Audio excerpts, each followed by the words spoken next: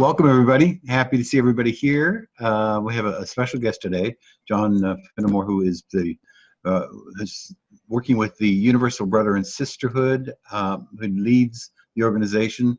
I know him through his book, which is Spiritual Light. It's the organization's book. It's a tremendous compilation of spiritual teachings. And he's going to be speaking about that today and letting us know more about that and about the Universal Spiritual Brotherhood and Sisterhood.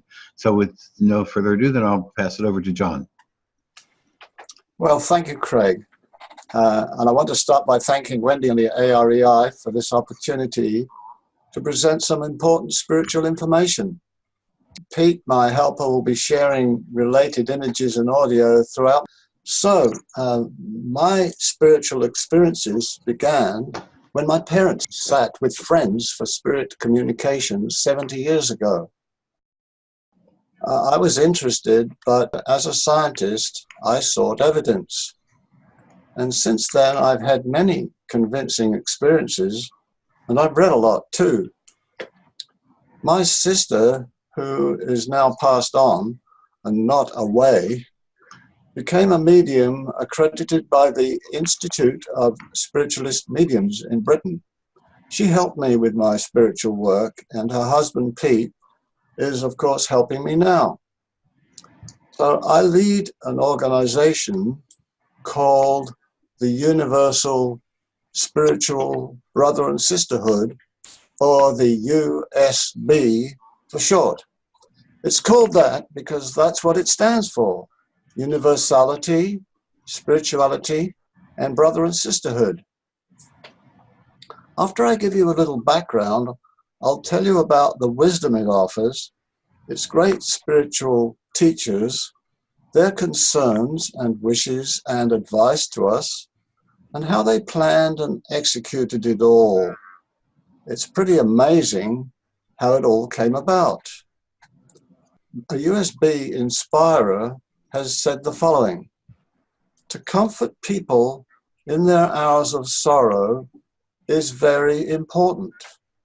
But what is even more important is to give them a way of life and to help them live that way of life, to help them understand the laws of God and the purposes of their being. So let me briefly explain how the USB arose and how I became involved. My predecessor at the USB, Michael Flagg, lived in San Francisco. He discovered the spirit world in 1953 when he was aged 50. Over the next 4 years, he received many spirit messages, which ultimately convinced him to visit the UK in 1956 and 1957, where he was unknown. There he was led to sit with 4 top mediums. Michael sat with Leslie Flint, the famous independent direct voice medium. Let's hear a short extract from one of our recordings of Leslie. Bonjour, monsieur. Bonjour, monsieur. I do not know if it is that I shall be able to manage to speak to you, but it has been my desire for a long time to come talk with you. I'm grateful to you, sir. May I know who privileges me by speaking? Well, my name is Voltaire. Voltaire? You no doubt have heard about me. Yes, bless you, monsieur. I am one of many creatures, many people who come to you from the realm of spirit. Yes, monsieur Voltaire. We are most interested in everything that you are doing on your side of life. Bless you and thank you. Nothing escapes us. We in this world, we are very conscious of all that transpire in your world of flesh. Yes, monsieur. We are very concerned with the world, very concerned indeed with the state of the mind of man, which bring about such chaos and catastrophe. An interesting circular connection with this is that my father, Hubert, had befriended Leslie 15 years earlier in the British Army, where they were both serving during World War II. And this is mentioned in Leslie's autobiography. Michael also sat in England with Estelle Roberts, who was famous for her amazing demonstrations of clairvoyance. which were unpaid. She filled, for example, the 7,000 seats in the Royal Albert Hall, can you believe it, 20 times. From these sittings and a few others, usually 2 each day while he was in England, Michael learned a lot about a long existing USB in the spirit realms. After he returned to California, he discovered there medium Ruth Cunningham. She was living in New York State. She decided to devote her life to the USB and to helping Michael share the spirit teachings via newsletters, which were distributed for free. In 1959 in the UK, I joined the USB for the newsletters. It happened that in 1965, I moved to California, where I soon met Michael. One of the first things I learned, and I liked, from the USB leaders was their frequent advice: do not accept anything unthinkingly from anyone, including from ourselves. I have found most of their teachings very acceptable, but occasionally I do reserve judgment. I learned that the USB leaders in the spirit world, as former humans, but with wider perspectives and advanced spirituality, have important things they want us on earth to know. They watch our progress and they offer advice, and we surely need all the help we can get. But they will not interfere. In time, I gradually became more involved, first as an officer, then producing the USB's big book, and now working to publicize the USB. This has all changed my life. Besides my family, the USB mission has become my principal activity. So I'm busier now than when I used to work. Let me now tell you about the USB's teachings of spiritual wisdom, starting with the big picture. First, I must give you the USB's definition of spirituality. It is the excellence or nobility of one's character. That is one's spirituality. It is by far the most important of one's finest qualities. Such spirituality or excellence of character, common in the higher spirit realms, may be new to many people on earth, but its age is old to the spirit world. It is the ultimate true measure of human progress, both on earth and in spirit. The greatest causes of our world's problems are greed and power, leading to inhumanity and conflict and violence. Most bad events are due to our misuse of free will. Many sources, like people who had near-death experiences, tell us the spirit world is our home. USB spirit teachers tell us the earth life is our school and our testing ground.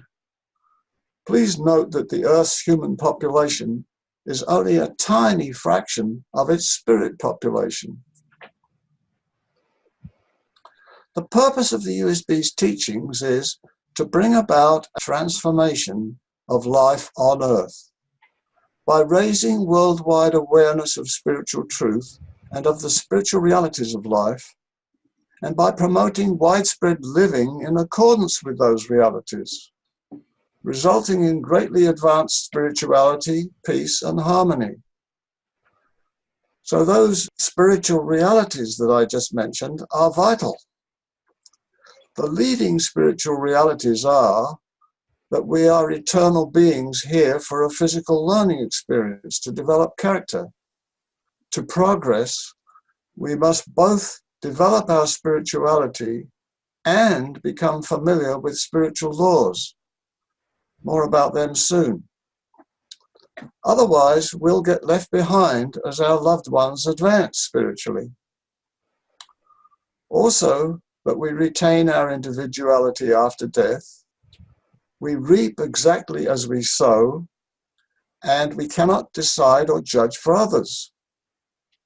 They also teach, and this is a key spiritual reality, to bring about peace and harmony, we must live in accordance with spiritual laws. Let me say that again. To bring about peace and harmony, we must live in accordance with spiritual laws. So people need to know about these things. The teachers came to one of their own, i.e. Michael, through top skillful mediums of the highest personal spirituality, thus enabling direct communication. They discussed the teachings together, not dictating them, and Michael tape recorded them. He then prepared draft newsletters, which the teachers reviewed, often word by word, before they approved them for release. So who were these teachers? Well, they asked us not to give their names with the teachings, so as to encourage people to accept teachings which resonate with them, not because of the teachers. Anyway, how can we prove their identities? However, people may ask me privately for their names. They include many of the greatest spiritual teachers of all time, sometimes called ascended masters. Many whose teachings led to great world religions. Some who became deified, and some of the most spiritual and wise spirit guides of the past. We call them illumined souls. Some of them assumed humble names to cloak their identities. Michael learned that his eternal better half in spirit, named Alkun, was an illumined soul. So let's hear a little from her, speaking through Leslie Flint in 1957. The brotherhood which we have founded for so long over here, and which we hope gradually will become recognized and understood in your world. And some of the greatest souls who have ever lived in your world and left their mark behind are working with us and will manifest to you. That Marie in San Francisco mentioned some most exalted names. Are they with us? Of course. She mentioned Moses. Of course. She mentioned Hippocrates. She mentioned Nostradamus. Yes. May I ask you to tell me a little about Ahura Mazda? All I know that he was the god of flight of the Persians. He was. He lived on Earth too, of course. Many centuries ago he lived upon Earth and was a great soul, and has become indeed a very, very great soul in the spiritual realms, and will speak unto you next time you come. Oh, how wonderful. So what is the evidence of their truthfulness? I suggest that no one had ulterior or material motives. The excellence and wisdom of the teachings, that they came through top-class mediums, that Michael was unknown to the mediums, and that their confirmations were received through independent mediums, including by cross correspondences. Subjects they taught include truth, spiritual laws, love, responsibility, spiritual progress, psychic phenomena, life on earth and in the spirit realms, and many related subjects. One example of the laws is the law of cause and effect. It states that each thing we say or think or do brings us its inevitable result, here or hereafter. It's often expressed, as we sow, so we reap. Some other important spiritual laws that they teach are the laws of personal responsibility, of service, of justice, and of brotherly and sisterly love. Some teachings on spirituality are that we can grow spiritually from the way we respond to challenges that problems present us. Also, someone who is spiritual lives simply, will not knowingly do anything that remotely resembles craftiness, and corrects what can be corrected and accepts all else graciously. And this, to live spiritually in a material world, that is the great achievement, the great victory, the great conquest, to live spiritually in a material world. So how can we apply these teachings? How can one live a spiritual life amid conflict and violence? What's the USB's advice? Well, first, we should work to improve not only our own desirable qualities, but also those of society. This includes becoming aware of and living by the true and eternal spiritual values, like integrity, universality, and humility, and learning the lessons that can be learned only on earth. Some examples of those lessons that illumined souls have emphasized include: never take advantage of another, such as by deceiving or cheating or stealing, etc. Don't gain by sacrificing principle. Stand up for justice and noble causes, and make doing only what is right and good a part of our consciousness. We should guard our honor. Next, they want us to help reawaken humanity to the spark of God within each of us. Thus, we are all connected. Therefore, we should treat all people as brothers and sisters. They want us to end the sowing of seeds of discord and destruction by helping people understand the major spiritual realities of life and the spiritual laws which I discussed previously. It seems clear to me that we don't need wars and holocausts, brutal tyrants, inhumanity, etc., to help us learn the lessons of earth. There are ample opportunities for this while confronting the normal struggles of life. Let us understand that it's an ongoing battle, and we should support the forces of good in all the ways we can, such as praying to be used for good and to be used for world healing. The USB's book has many suggestions on this. Also, we should pray for world leaders to work for peace, goodwill, and brother and sisterhood. While doing this, we need to stand up for what is spiritually right and help spirit workers spread that knowledge. I know it's not easy to take on changing the world by ourselves, but we should be grateful that it's in our power to help do so. Spirit workers need us to combine our efforts with theirs. We can imagine cooperating. Let us keep at it, knowing that we are working with wonderful spirit beings. They are undoubtedly behind the present spiritual reawakening, with new methods of afterlife communication and new organizations like IANS and IAC, besides the Zamitts, the AREI, and the USB. How can we spread this wisdom? Do we think the USB information is important? Illumined souls are very concerned about the destruction of most life on earth, which would be destruction of our school of learning.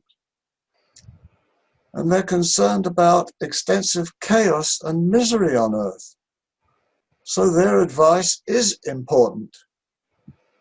Let us hear a little from the foremost of all the USB teachers about some of their challenges in helping us. This Psalms was recorded on the 28th of November 1957. Sitter Michael Flagg, medium Leslie Flint. Greetings, my son. Greetings. Is that High Mountain? I am he whom thou callest, Herr Master. In my coming to know. Thou knowest how difficult it must be. Of course, our Master. We who come from the higher spheres of light, down into the mundane earthly condition of your life, find greater difficulty indeed than most. But we who come with such a burning desire to uplift mankind, to bring enlightenment and knowledge and truth, realize that we can and shall overcome all the difficulties. Man himself, by his way of life and his ignorance of things of the spirit, maketh indeed great difficulty for us to break through. I've tried to emphasize how developing spirituality and living in accord with the spiritual realities are keys to solving the world's problems. So spirit leaders seek to spread their knowledge to interested people. For this, they sponsored the USB on Earth, patterned on the ages-old original in Spirit Life. In the Earth's USB, like-minded truth seekers and volunteers follow the spirit guidance and cooperate to build a positive community, to share this knowledge widely and to help solve problems. But it's a small movement still. Spirit leaders have said that sufficient support on Earth will enable them to act and demonstrate for all to see their support of this mission. Their teachings are collected together in our book, Spiritual Light. At its center are the timeless spiritual laws. The rest, over 600 pages, provides principles and practical advice in many areas of living to develop our spirituality and raise our vibrations. It is a teaching and reference book of spiritual guidance, also a moral and ethical guide. It contains rich spiritual food for thought that needs to be studied and discussed to be properly absorbed. This book came about in the following way. Late in his life, Michael wanted to put all the USB teachings into a book. He started compiling them from 93 newsletters into over 500 separate topics, and he invited me to help him. When he became ill, he asked me to promise to complete the book. Then he returned to Spirit Life in 1992 while I was still working. But after retirement, I dedicated myself to this task. It turned out to be a much bigger job than I expected, and it was published in 2014. I'm now working to publicize it, and any help would be most welcome. An editor of the British newspaper, Psychic World, wrote, "This is the book spiritualism has been waiting for. Comprehensive, concise, and well-written. The Spiritualist Bible for the 21st century." Other reviewers who have praised it include Deepak Chopra. In passing, I should mention that the USB is funded only by contributions freely given with love and without any solicitation. It is run by volunteers. Newsletters and membership are free. In this presentation, I have only touched the surface. To explore more or to get the book, you can visit our website, theusb.org. We also have prepared YouTube videos, a Facebook page, and we're planning to soon start releasing the recordings of Michael's sittings. In closing, I repeat that this is all based on the advice of illumined souls, the most spiritually advanced beings we can contact. Is there any better authority we could ask? What a joy to be working alongside them. Let's close this presentation with Michael's own words on the USB mission. I am happy to send this tape of some words of illumined ones during my recorded seances in London in 1956 and 1957, when I first began to get a glimpse of the work to be done. It hasn't been easy to select passages. It took me more than one sitting with both Flint and Estelle Roberts before I realized the scope and magnitude of the work planned by great souls for this very day and age. And only then did I hire a recorder. The day will come when you will rejoice beyond imagination in the full realization of the radiant beings we are privileged to be linked with.